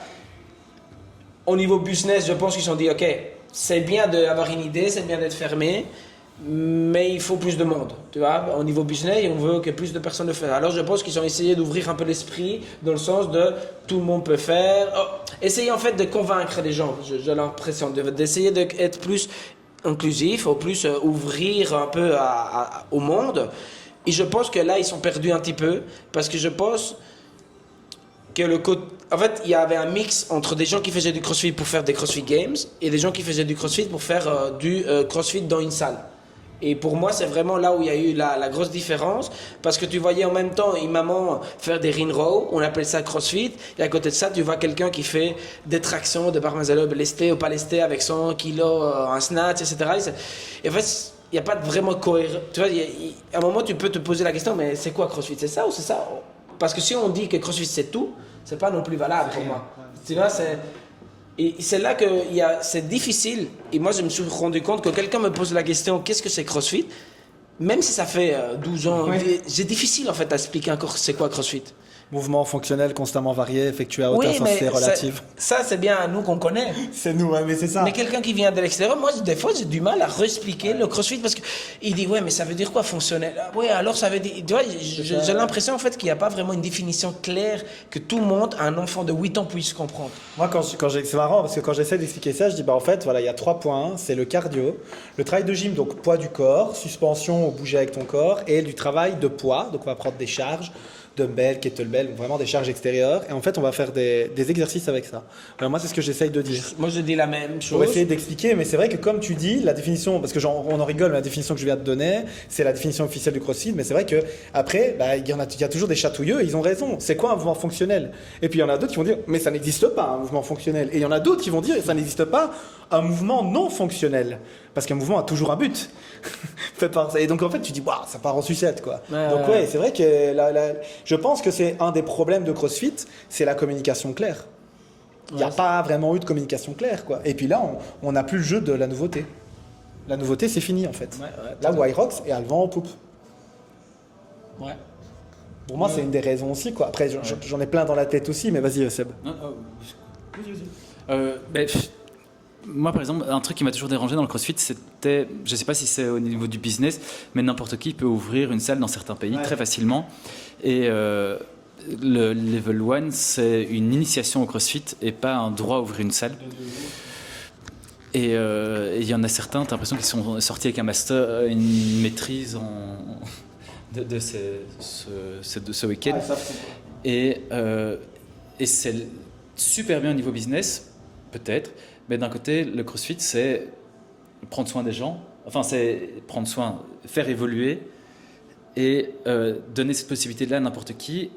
Ceux qui ouvraient des salles au début, c'était surtout des gens qui voulaient s'entraîner plus. Il n'y avait jamais de volonté de vivre de ce métier-là, d'augmenter la qualité de vie des gens. Et ça, c'est quelque chose qui a changé aujourd'hui, je trouve. Les raisons, et donc tout est beaucoup plus structuré par rapport à ça, et on ouvrait plus des salles pour de mauvaises raisons à ce moment-là. Les salles, on a déjà discuté aussi, c'est souvent 2-3 ans, parce que ça s'essoufflait, c'est un boulot, et là c'était pas vu comme ça en tout cas. Donc je pense que ça a pu, ça a augmenté la facilité à tirer sur le CrossFit. Parce que la vitrine du CrossFit, c'était, il y avait les vidéos qui ressemblaient à l'équivalent des Jeux Olympiques, donc ça paraissait insurmontable. Et puis quand on allait dans une salle, on voyait des gens qui faisaient des trucs plus ou moins similaires, mais pas du tout de la même manière, et le taux de blessure était plus élevé aussi. Après, ça a ouvert des portes qui n'avaient jamais été explorées dans le monde scientifique, justement sur l'apprentissage du geste. Quand on regarde tout ce qui est chaîne de tension, n'importe quoi, c'est des trucs qui ne sont même pas encore validés. Il travaille dessus à UCLA. Julien, tu parles? Oui, depuis un peu plus d'un an. Il est plus sur l'autisme, là, pour le moment. Parce que c'est le centre mondial, en fait, de l'autisme. Mais c'est les chaînes de tension, la respiration, les systèmes, c'est polyvagal théorie. Avec le mouvement. Et donc, ça permet de... C'est comme si J'ai pas d'image, mais si on lançait, c'est une très mauvaise image, mais un caillou dans un barrage et qui se fissurait petit à petit, ça lance, ça crée quelque chose, mais il y a toute une vague qui suit justement au niveau, oui, au niveau connaissance, au niveau remise en question, et ça c'est super intéressant. Par exemple, le lactate, pendant 50 ans, on a cru que c'était un produit négatif, et maintenant on est en train de, oui, encore maintenant on est encore populaire, mais même, oui, c'est pas la même chose non plus. Mais on est en train de se rendre compte que c'est positif, que c'est un produit qui est réutilisé par le cerveau, qui est réutilisé par les muscles, par plein de trucs. Et alors que pendant 50 ans, c'était diabolisé. C'est pas un détritus, c'est un carburant en fait. Voilà. Ça, et donc là, c'est un peu. Le CrossFit n'a pas fait changer ça, mais permis à beaucoup de scientifiques, je pense, d'ouvrir des horizons de réflexion. Ok. C'était pas la question. Mais pour vous, est-ce qu'il y a une chute dans le CrossFit ou pas? Pour moi oui, parce qu'encore une fois, là il avait le vent en poupe pendant des années, il n'y avait pas de concurrence, je répète un peu ce que j'ai dit tout à l'heure, hein, mais il n'y avait pas de concurrence, etc. Et en fait, il y avait quelque chose qui était pour moi unique, c'est vraiment cet esprit de communauté et d'événement. Qu'est-ce que j'entends par là? T'arrivais, t'avais ton groupe, tu faisais ton truc, et t'as toujours, hein, ici, nous c'est ce qu'on promouvoit tout le temps, d'ailleurs si la salle est autant plébiscitée, c'est parce que les gens sont heureux de venir. Le nombre de personnes qui me disent « ouais, à Stérion, il y a de la pub partout », en fait, c'est pas nous qui faisons de la pub. Enfin, pour la petite histoire, Mika, qui est un des membres de la coaching school, qui est pas dans la boxe, donc je veux dire, il vient pour se faire former. Il est arrivé, le dernier c'était quoi, ABI Throwdown, qu'on vous a contacté pour dire waouh, vous aviez vraiment beaucoup de membres, etc. Ben, Mika est arrivé aux ABI Throwdown.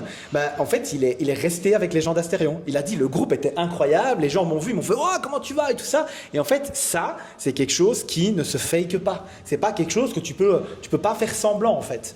Et ça, pour moi, maintenant, il y a un concurrent qui a la même chose, c'est-à-dire très fort en événementiel, pour moi même meilleur, c'est Hyrox. Et l'esprit de communauté, c'est hey, t'es Hyroxer, t'as let's go, vas-y, on a les mêmes exercices. Ouais, mais attends, t'es plus fort là-dessus, je suis plus fort là-dessus. Viens, on va s'entraîner pour se performer ensemble. Et en fait, en créant par exemple les formats équipe, etc., pas que, hein, mais formats équipe et tout ça, ils ont vraiment créé pour moi un esprit d'équipe et peut-être même de petite communauté à travers les courses, etc. qu'il n'y avait pas en fait dans le running, dans l'Ironman, tu vois ce que je veux dire?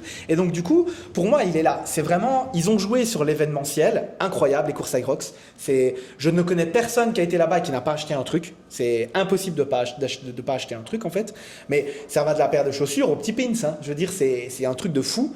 Et à côté de ça, tout le monde te dit c'est cher, mais tout le monde paye.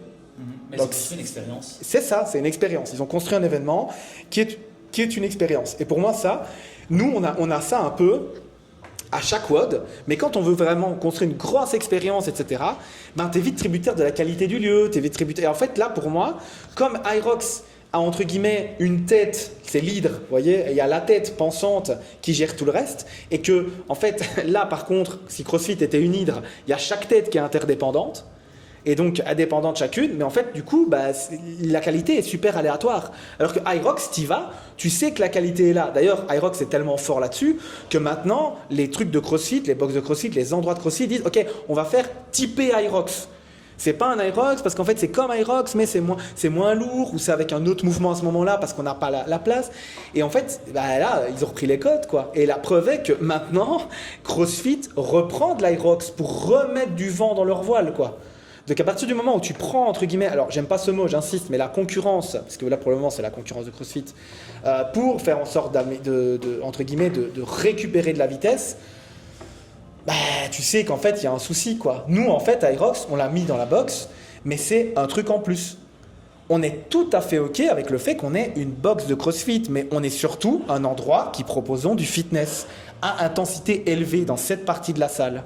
Et du coup, pour nous, l'Hyrox, c'est juste une manière de faire autre chose de complémentaire. Mais on ne va pas complètement tronquer qui on est. Encore une fois, tu apprends à rouler en automatique, tu peux rouler en manuel.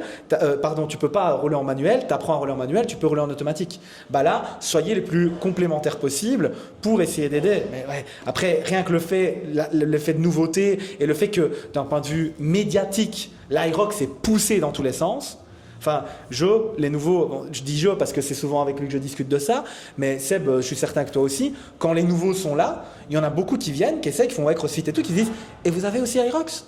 Bah, parce qu'en fait, ils ont entendu Hyrox. ils ont l'opportunité de faire du CrossFit avec ce qu'on fait, mais l'Aerox, ils ont quand même envie d'essayer parce que, ouais, c'est moins technique, j'ai pas envie de me prendre trop la tête. Ouais, c'est moins technique, mais par contre, c'est pas moins facile, plus facile, quoi. Donc, ouais, pour moi, il y a un peu ça. Vraiment, le vent moins dans les voiles et la nouveauté qui Pour s'estompe, toi, alors, quoi. tu dis que CrossFit, pour toi, En perte de vitesse. il est en chute, en perte de vitesse, et c'est à cause d'Aerox, pour toi. Pour moi, la concurrence vient jouer. Maintenant, il y a un gros manque de leadership. Depuis que Castro s'est un peu fait mettre de côté, maintenant, bon, il revient un peu. Glassman, lui, s'est complètement fait jeter. Voilà, on va pas revenir sur ça avec Black Lives Matter et tout ça. Bon, c'est tout un bordel. Mais ça a été quand même, pour moi, ça a été si. Et je suis d'accord avec Seb, les Games, là, quand ils ont viré toute l'équipe médiatique, alors qu'on avait droit à des commentaires de fous, moi j'attendais que ça toute l'année, donc je regardais même pas les Games, mais je regardais tous les documentaires, parce que je trouvais ça incroyable. Ouais. Mais vraiment, les documentaires, les documentaires étaient incroyables. Vraiment, c'est même maintenant, ça reste incroyable. Des images de fous, comme les highlights et tout ça, ils ont tout viré. Ça, pour moi, ça a été la première grosse erreur. Grosse erreur. Et la dernière, pour moi, ça a été de virer Glassman comme ils l'ont fait. Parce qu'en fait, les deux personnes là qui ont repris après, là, on est à la deuxième, si je dis pas de bêtises, mais je pense que c'est ça. Le deuxième vent. Donc en fait, ils ont perdu complètement le truc. Alors après, oui, Aerox et tout ça. Pour moi, le gros problème, c'est pas la concurrence. Encore une fois, j'aime pas ce mot. Je sais que je le dis à chaque fois, mais c'est important. C'est le fait que si tu peux être concurrencé, c'est que tu t'es laissé concurrencer. Donc que t'as pas mis de la qualité dans ton travail. Et pour moi, ça a été ça. C'est que ils ont fait du nivellement par le bas. Mais on en parlait en off, niveler par le bas ou être en capacité d'adapter, ce n'est pas la même discussion. Mais tu vois, par exemple, moi, le CrossFit, je le vois de manière beaucoup plus globale que l'Aerox, parce que le CrossFit, l'Aerox, c'est l'équivalent de la compétition du CrossFit. Le CrossFit, justement, comme tu dis, en 2016-17, où ils ont viré tout ce qui était médiatique, où ils ont mis un focus beaucoup plus sur tout ce qui était éducation. Tout à fait. Mais là, ils ont un peu enlevé le côté. C'est peut-être ça qui a fait qu'ils ont enlevé le côté rêve et qu'on n'a pas senti directement. Ouais. Mais c'est un côté très positif. Mais après, est-ce que c'était à faire comme ça? Peut-être pas. Après, je pense que ça va rester. Est-ce que c'était vraiment positif? Est-ce que tu as été faire des formations après de CrossFit? Non, parce que j'avais l'impression que le côté éducatif était plus pour montrer que c'était accessible à tout le monde de nouveau. Et donc, c'était pas dans l'amélioration. C'était pas. Je trouvais pas la solution d'amélioration là. Parce qu'en fait, moi, franchement, ça me donne pas très envie d'aller faire un Level 3 là, par exemple. Ah non. Je viens de faire le Level 2 obligé parce que sinon on perd l'affiliation. Mais en fait, ça m'attire pas. Et par contre, j'adore les formations. Mais ça m'attire pas. Les formations qu'ils ont en annexe sont beaucoup plus intéressantes. Totalement. Que les level 1, 2, 3 et 4. Je pense que c'est déjà là où il y a un gros problème, quoi. Ouais. C'est que ton level 1, ça soit encore à ce niveau-là, qu'il y ait des choses que c'est dit, que c'est des choses que tu dis, mais comment c'est possible qu'ils disent ça dans le level 1? Ok, c'est pas pour ouvrir une salle, mais il y a un moment, il faut pas déconner, quoi. Il y a des choses qui sont vraiment graves, entre guillemets. Ça date de quand, la dernière mise à jour? Et ça, c'est aussi un des problèmes CrossFit. À l'époque, c'était révolutionnaire, mais il y a 15 ou 20 ans. Tu deviens grand et à un moment, si tu arrives. Leur force du début et leur faiblesse de maintenant. Totalement. Et pour moi, pour terminer alors avec ce chapitre, pour moi, c'est vraiment où il y a eu le souci, c'est qu'en fait, après, il y a plein qui sont, j'appelle ça dans la secte du CrossFit, qui vont voir n'importe quelle formation. Qui vont voir n'importe quelle formation de CrossFit, ils vont être et ils vont pas en fait avoir l'esprit ouvert de dire ok, c'est possible que tout ce qui est dit n'est pas bien. Et je dis pas qu'il n'y a pas des choses bien, parce que je fais le level 2, il y a clairement 2, 3 choses, 4, 5 choses qui sont très intéressantes. Mais ils essayent de, en fait, ils comprennent pas qu'il y a d'autres manières de coacher que eux pensent.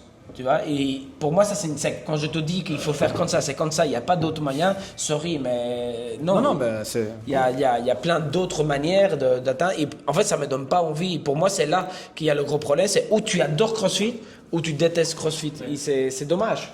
Pour moi, ce qui était hyper sexy au début, c'est que si tu étais CrossFit, tu étais rebelle et le CrossFit était ouvert à tous les sports. Et donc, c'était une manière de t'entraîner pour être bon dans les autres sports. Et là, comme tu dis, c'est devenu pour certains parfois une secte. Et c'est Basic Fit, c'est je sais pas quoi, c'est je sais pas quoi. Et en fait, c'est de nouveau se mettre dans c'est une étroitesse d'esprit. Faire un truc communautaire et en gros, tout ce qui n'est pas dans la communauté, c'est genre, c'est mal. T'es avec ou contre moi? Le CrossFit est ouvert à plein de sports. L'objectif, c'est d'être ouvert au-delà du CrossFit. Le plus marrant de tout, c'est qu'il y a beaucoup qui étaient très fermés, on va dire, qui ont vu que Hyrox est venu, maintenant ils sont un peu plus ouverts parce que Ouais, mais il y a eu ces le gens-là, business, tout ça. ils sont plus CrossFit comme avant. Ils sont plus Hyrox. Et en fait, c'est juste, tu vois, je quitte avec CrossFit pour faire exactement la même chose Un dans Hyrox. cet aspect dogmatique avec Hyrox. Ça, c'est la solution. Mais en fait, il n'y a pas de solution, il y a des solutions. Mais c'est rassurant de faire partie de quelque chose. C'est rassurant, on est bien d'accord. Mais d'où le côté que nous, on n'apprécie pas. Parce que nous, on veut. Enfin, c'est pas qu'on veut être rebelle, c'est qu'on veut pas être limité par le fait que c'est ça qu'il faut faire. Non. Ouais. Non, nous, on veut explorer. Il y a de la remise en question, il faut de la remise en question constante. Yes. Parfait, mais ça c'est pour le côté shit. Je pense qu'on pourrait terminer alors pour un gros bloc. Si vous devrez un petit peu remettre en la structure, on va dire, de CrossFit, qu'est-ce que vous pensez qu'on pourrait faire pour reprendre un petit peu, pour reprendre ou pour regarder cette ligne qui soit un peu progressive dans les affiliations, dans la valeur de la marque. Voilà, maintenant on sait que CrossFit est en vente. Qu'est-ce que vous mettrez en place pour essayer de dire ok, je rachète CrossFit et je vais essayer de la mettre vers l'eau. Je vais 2 secondes te couper, ouais. je vais dire de 2 minutes. Bien vu.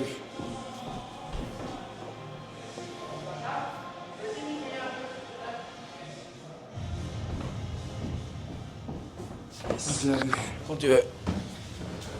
Je pense qu'on avait eu un peu une conversation déjà comme ça. Je saurais plus dire quel podcast, mais genre Celui qui n'est pas diffusé. celui qui n'est pas diffusé, c'est possible. Ouais. Donc dans l'idée, c'est vraiment le côté un peu. Ouais, on reste sur des événements, mais moi je pense que ça, encore une fois, c'est cette histoire d'hydre à plusieurs têtes. Je pense qu'en fait, on tire pas tous dans la même direction et ça, c'est une erreur. Donc pour tirer tous dans la même direction, il faut un leader. Pour moi, il faut des leaders forts qui soient placés. Il y a des gérants, voilà, il y a la zone Benelux par exemple. Moi je connais bien Wes, super sympa, etc. Mais c'est très compliqué en fait d'avoir des communications, c'est très compliqué de faire les choses parce que lui aussi a des responsabilités, lui aussi doit gérer une box, lui aussi doit faire tout ça. Je pense que ça manque vraiment de suivi, ça manque de ça et ça manque aussi un peu, alors sans être péjoratif, de stars. Ça manque un peu. Moi, je me rappelle à l'époque, je voyais Josh Bridges exploser le Murph avec sa moustache et ses grosses lunettes. Moi, mec, ça me faisait rêver, quoi. Genre, là, c'est comme tu as fait tout à l'heure. Non, non, pas, il n'y en a plus aucun, en fait. Il n'y en a plus aucun qui fait vraiment rêver. Après, bon, ouais, voilà, ouais, mais Tiatoumi et Matt, c'est des vieux maintenant, en mais fait. elle est toujours active. Hein. Ouais, mais ça reste des vieux, tu vois ce que je veux dire, c'est des gens d'avant, quoi. Oui, mais de nouveau, Donc, ça tourne tellement. C'est ça. Et donc, pour moi, il faudrait ça. Et après, nous, notre rôle, je pense, en tant qu'honneur, en tant que gérant, etc., en tant que personne responsable d'une salle, peu importe comment tu t'appelles et ton boulot, c'est de créer l'événement. C'est de se dire, waouh, ce mois-ci, j'ai un événement à la boxe, je peux pas le rater. Genre, c'est the place to be, tu vois. Et je pense que ça, c'est vraiment un truc que nous, on est en train d'essayer de mettre en place.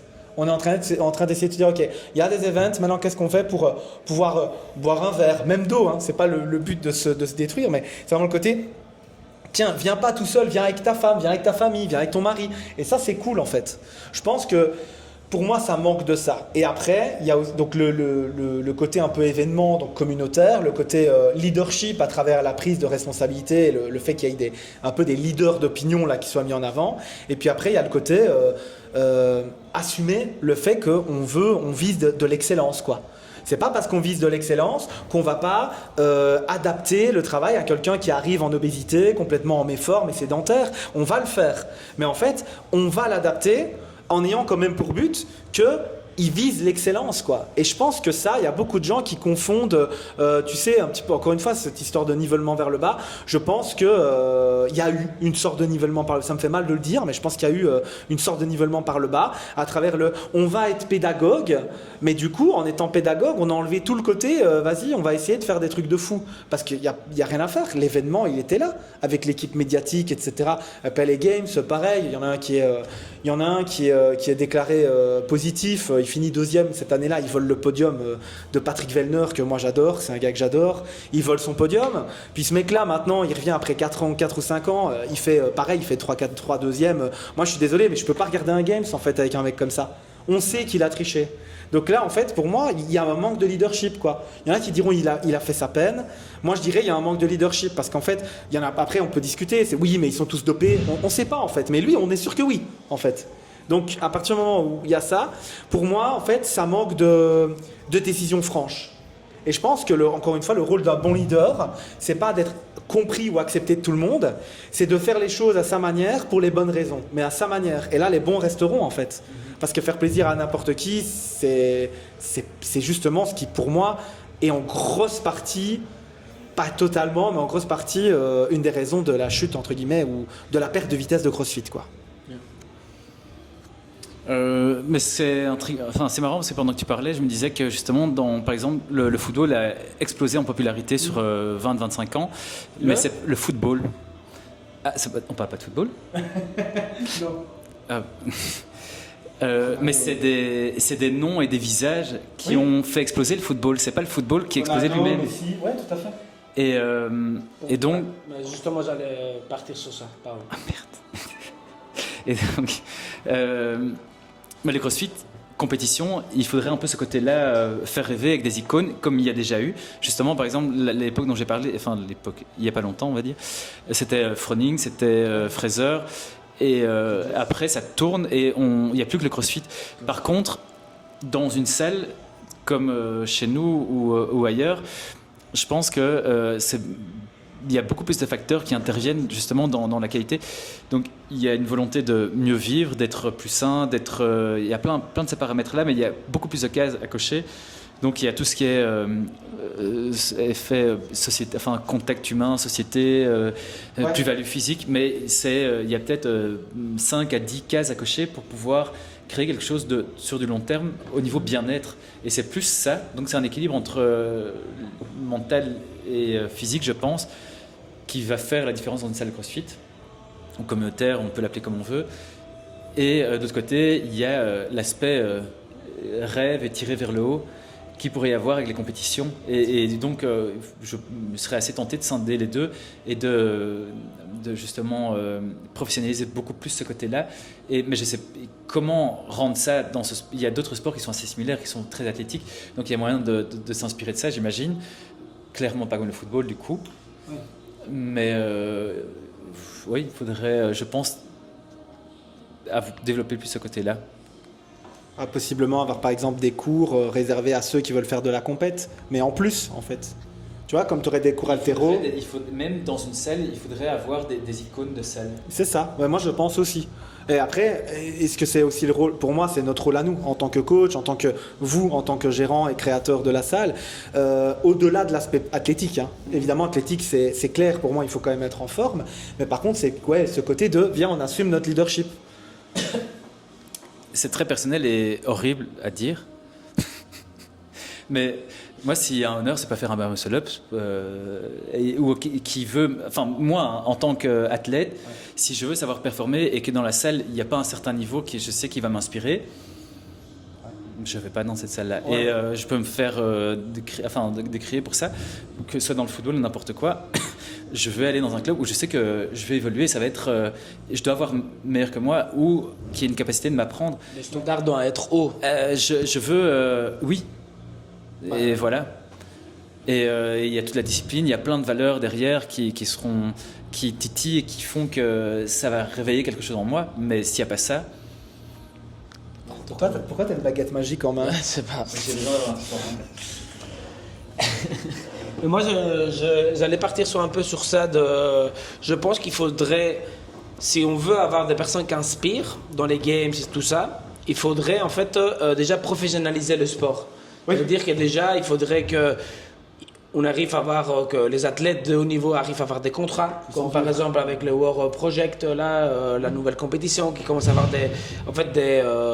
des contrats qui l'assurent d'avoir de l'argent par an pour pouvoir s'entraîner, pour pouvoir pas commencer à faire des autres choses. Par exemple, le champion d'Espagne, avant le Covid, il était champion d'Espagne en CrossFit, et le mec, il allait au boulot tous les jours. Tu vois, tu dis... C'est pas une vie, tu vois. Il va au boulot, après il termine son boulot, il doit aller s'entraîner, il doit manger bien, dormir bien et tout ça. Et tu dis, mais c'est logique, c'est nouveau, ça doit prendre un peu. Mais je pense que la différence qu'il y a eu avec le foot en 25 ans, c'est que ça a été professionnalisé à fond. Ça a vraiment eu des marques spécifiques pour le foot, il y a eu des contrats de fou, il y a eu vraiment l'argent qui commence à rentrer. Mais pour que l'argent rentre, il y a deux choses que je pense qui doivent rentrer, c'est la télé et c'est des grosses marques. Bah, regarde les stars d'il y a, parce que maintenant les joueurs de football c'est des stars de football. Et je veux dire c'est autant que je veux dire bon je vais prendre Tom Cruise, Brad Pitt, c'est des stars de cinéma. Mais je veux dire c'est le commun des stars de football et des stars de cinéma, c'est qu'ils nous font rêver. Et je pense que là on a perdu en fait ce côté ils nous font rêver avec les games. Et je suis 100% d'accord avec toi. Ouais. Après ça s'est professionnalisé. Regarde le physique de Maradona. Je pense que tout le monde, de Pelé, qui étaient des joueurs de fou, regarde le physique maintenant de Cristiano Ronaldo. Même, en fait, tu prends un mec qui est en deuxième division a déjà meilleur physique que Maradona. Oui, c'est un truc de malade en fait. Ouais, parce que en le football, Espagne, je parle de deuxième division. On s'entend, le truc a évolué quoi. Donc il y a un moment où juste. Mais il faut vraiment professionnaliser ça. Et pour moi, quand je parle de la télé, c'est ça que je voulais venir avec les 4 jours de compétition. En fait, il n'y aura jamais la télé qui va prendre 4 jours de CrossFit au début. Et en fait, j'ai lu ça beaucoup de fois et entendu beaucoup de ça dans des podcasts. Et en fait, ils disent qu'ils devraient faire que les games ce soit beaucoup plus sexy en faisant ça en un jour. Ou alors avec 4-5 jours, mais répartis dans l'année où les gens peuvent se classer et qu'en fait, tout peut se jouer au dernier WOD. Tu vois, vraiment avoir ce côté de ne pas te taper de vendredi. Parce qu'en plus, il y a 1 million de... Allez, t'as plusieurs catégories, tu as les teens, tu as les enfants, tu as les filles. En fait, tu peux repasser de jeudi à dimanche à regarder les games. Là, ça, c'est trop long. Tu vois. Il faudrait pour moi vraiment avoir presque une demi-finale. Ça se joue en 20 minutes avec 3 watts différents, un derrière l'autre. Et en fait, inspirer vraiment et que c'est pas toujours le meilleur qui gagne. Ça, c'est toujours aussi important. Par contre, c'est contre ce qui avait été créé de CrossFit, que c'était vraiment chercher le fitness, c'est plus le nom. Global. Fitness on Earth. Ouais, c'est ça, c'était vraiment. Fitness on Earth, pardon. Ça, c'était le but. Et alors là, je peux comprendre, c'est 4 jours où tu as des preuves qui partent dans tous les sens parce qu'il faut chercher le plus fit du monde. Mais ça va un peu contre que les télés viennent. Il n'y a aucune télé qui... Je pense qu'au début, il y a eu une télé en Amérique qui l'a fait, mais c'est très rapidement parti. En fait, ils ne savent pas trouver de l'argent là dans la télé. Alors, ils ne savent pas professionnaliser. Tu ne sais pas professionnaliser. Et alors, ça ne dit pas, parce que la télé, c'est un vecteur. Totalement. Et je pense que c'est là où, par exemple, on parle de cyclisme, mais le cyclisme, toutes les étapes sont mises à la télé. Télé à fond. Et alors, c'est possible aussi qu'il y a encore des gens qui continuent à voir le cyclisme, parce que c'est à la télé. Tu vois, ça donne comme un expertise, ça donne quand même un dire, ouais, c'est encore un sport qui n'est pas vieux parce qu'il est là. Le cyclisme, tu regardes le Tour de France pour le décor aussi. Oui, c'est vrai. Un petit peu, tu voyages sans rester dans ton fauteuil. Ouais, c'est vrai. Mais voilà, après, c'est un peu bizarre. Mais pour moi, c'est vraiment ce côté-là. Si on arrive à les marques et surtout que la compétition, les games arrivent à grandir, à avoir des sponsorings et tout ça, je pense que ça va permettre que les CrossFit Games grandissent. Ça veut dire que des gens dans les salles qui aiment bien les compétitions vont être inspirés par ça. Ça va déjà créer une meilleure dynamique. Mais personnellement, ça c'est ma sensation, je ne pense pas que les salles de CrossFit affiliées, pas les Games, je parle vraiment des salles, sont en train de chuter pour moi. Non. J'ai pas l'impression, j'ai même l'impression qu'il y a beaucoup plus de monde qui vient, qui disent ah oui, moi je sais c'est quoi le CrossFit, je connais quelqu'un qui m'a déjà expliqué que ça fait 5 ans, il fallait tout expliquer parce que CrossFit c'est quoi CrossFit, j'ai aucune idée. Là par exemple, c'est marrant, j'étais au supermarché, j'avais acheté un peu trop de protéines, j'avais acheté plein de poulet, plein de tout, et le mec il me regarde et tu fais du sport, prise de main, un truc comme ça, en rigolant, la personne qui travaillait, un jeune, il dit ah oui, et alors il rigole, il dit quoi, la compétition, il dit non, mais je fais du CrossFit. Ah ouais, mais le CrossFit c'est dur et tout, c'est cool, il y a ça, tu vois. La personne était jeune, elle avait 19 ans, il connaissait déjà. Avant ça, les gens ne connaissaient pas. Tu vois, non, c'est vrai. J'ai l'impression que pour des personnes de tous les jours, on va dire, eux, ils connaissent le CrossFit. Je ne pense pas que le CrossFit est en chute pour eux. Par contre, je pense qu'il manque d'inspiration, il manque dans le haut niveau, en fait. Qui ont fait que beaucoup de gens sont partis du CrossFit parce qu'ils ne sont plus du tout attirés par le côté compétition, l'inspiration de la compétition, tout ça. Ce qu'il y a, c'est que il y a eu le développement CrossFit, mais certains n'ont plus besoin de ça. Et ont déjà l'outil, mais c'est parce qu'ils sont plus CrossFit qu'ils n'utilisent plus cette méthodologie, cette approche, et donc c'est un peu dilué. Et donc je pense, comme tu dis, je pense que en fait ça continue à grandir, c'est juste que ça prend d'autres formes. Ouais. Guillaume Guillou, il disait dans un podcast, si tu as besoin qu'il y ait écrit le mot CrossFit pour vendre ta méthode d'entraînement CrossFit, c'est qu'il y a un problème. Et en fait, je l'écoutais et je me dis, ouais, oui, et en fait, Finalement, oui, je suis d'accord avec lui. Parce que en fait, c'est exactement ce que tu as dit. C'est-à-dire que pour moi, tu vois, là, nous, on est en passionnés. On a eu la chance de se retrouver, on fait du bon boulot. Moi, j'arrive à Astérion, c'est vous qui avez lancé le truc et j'arrive dans une ambiance de fou. Mais force est de constater qu'on est des passionnés. On a envie de travailler ici, on a envie d'aider les gens, on a envie de faire du bon boulot. Et en ça, je pense que les vrais restent. Tu vois ce que je veux dire ? Parce que je pense qu'il y a beaucoup de gens, encore une fois, c'est comme Irox. Il y a des gens qui, comme Irox, ça le vend en poupe. Je suis désolé, je parle beaucoup Irox, mais je compare beaucoup pour le moment parce que c'est ce qui se passe beaucoup pour le moment aussi.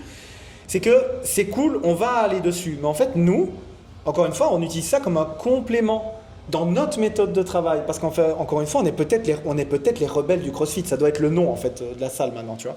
L'Astérion, le rebelle du CrossFit. C'est l'idée qu'en fait, nous, juste, on prend la méthode qui va faire en sorte de mettre en avant ce que nous, on veut promulguer. On n'est pas en train d'utiliser... En fait, la méthode, c'est pas un but, c'est un outil pour nous. Et il y en a beaucoup pour qui la méthode, c'est pas un outil, c'est un but. C'est je vends du CrossFit. Non, nous, on fait pas... Nous, pas mal. Non. Nous, c'est pas ce qu'on fait. Ce qu'on fait, c'est qu'on utilise des méthodes d'entraînement, dont CrossFit, pour vendre autre chose. Et ce qu'on vend, c'est quoi ?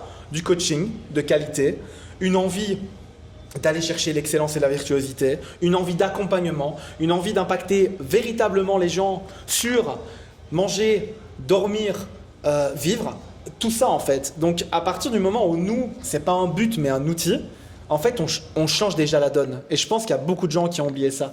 Et après, faut être réaliste aussi. Si tu vis un métier passion mais que t'as pas de quoi bouffer, il y a un moment, parce qu'il y a beaucoup de gens qui disent ouais t'as de la chance, ouais mais enfin tu vois je vis avec la moitié de ton salaire, c'est un style de vie aussi quoi. Et il n'y a pas de malaise avec ça, parce que factuellement on peut aussi vivre avec un bon salaire si tu commences à faire des personal training, des formations, des checks, t'as toujours moyen de t'arranger. Mais ça c'est l'esprit entrepreneuriat. Et maintenant je vais me lancer dans la vente de bracelets parce que je pense que ça ça va rester, mec. On va lancer ça à Astérion pour augmenter la capacité magnétique de votre corps. Et tu sais que la photo de le podcast, ça va être le bracelet. C'est le premier échec entrepreneurial, mais bon, tu vas tomber pour mieux se relever. Mais l'idée, elle est là. Je pense que nous, on vend vraiment ça comme un outil dans le but de. Et en fait, si tu prends le CrossFit comme un but en soi, je pense que tu vas te perdre en fait et que tu vas vite. Ta flamme va vite s'éteindre, je pense sincèrement. Ouais, tout à fait. C'est comme si tout était prémâché, il n'y a plus de plaisir à explorer. Ouais, tu vois. Excellent, mais je pense qu'on a parlé un petit peu de notre vision du CrossFit. On a expliqué un petit peu aussi comment on a commencé, pour nous les meilleures années. On a expliqué aussi un petit peu, chacun avec son point de vue, de qu'est-ce qu'il faudrait faire pour essayer en fait, de remettre un peu le CrossFit en avant, etc. Je ne sais pas si vous avez quelque chose d'autre à rajouter avant de terminer. N'écoutez pas trop ce que les autres disent d'une salle, etc. Allez essayer vous-même. Parce que ça, c'est vraiment un truc dont je parle énormément. On a des adhérents qui partent de la salle parce que déménagement, parce que tchic-tchac, l'histoire de vie, ou même des gens qui viennent essayer.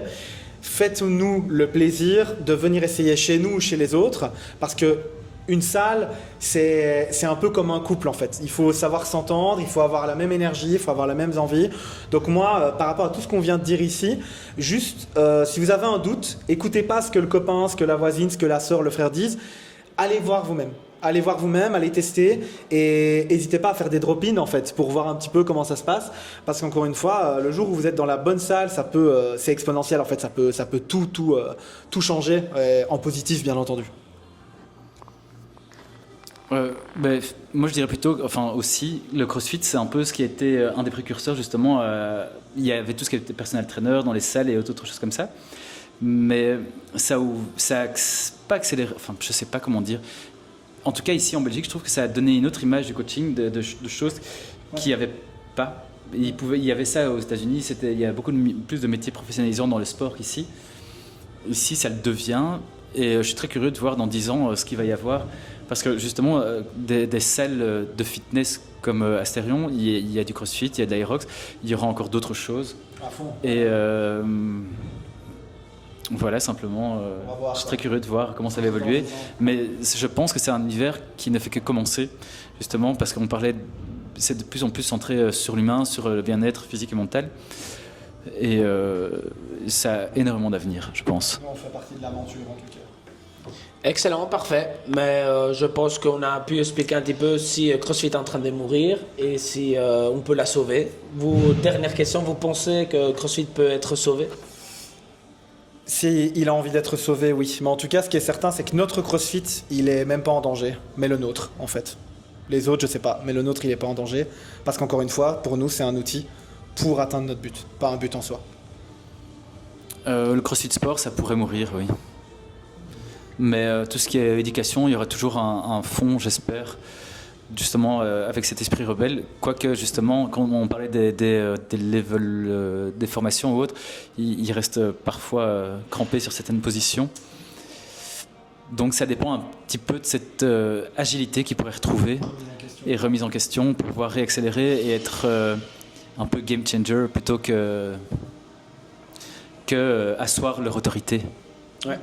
Ok, parfait. Mais pour moi, je pense qu'il peut être sauvé, mais en même temps, il peut être aussi, bien sûr, mort, mais le côté compétition, comme tu dis. Ce côté-là, je pense qu'il très facilement pourra mourir, mais j'ai vraiment l'impression qu'en fait, CrossFit est en train de faire tout ce qu'il peut pour vraiment que cette partie-là meure, qu'une autre compagnie reprenne ça. Comme par exemple là les War Project, etc. Fitness, et en fait que le CrossFit se concentre plus à les games, il n'y ait plus de CrossFit Games, mais en fait qu'il y ait seulement la méthodologie CrossFit qui se fait dans les affiliations, etc. Et que tout l'argent affilié revienne pour continuer à grandir les affiliations, etc. Ça, je pense que c'est ça qui va arriver. Mais bon, je me lance comme ça, mais j'ai aucune idée, bien sûr. Mais c'est ma vision. Je pense qu'il y a vraiment une autre compagnie qui va vraiment dire on s'en charge de gérer tout ce qui est compétition, on s'en charge de que les athlètes de CrossFit aient des contrats, aient des sponsorings, etc. Et CrossFit en soi, la marque CrossFit s'en charge de gérer les affiliations et faire grandir la méthodologie, etc. Mais on verra, on ne sait jamais. Mais voilà, merci beaucoup les gars. Merci à tout le monde qui nous écoute et nous regarde. Et on se voit pour une prochaine. Ciao, ciao.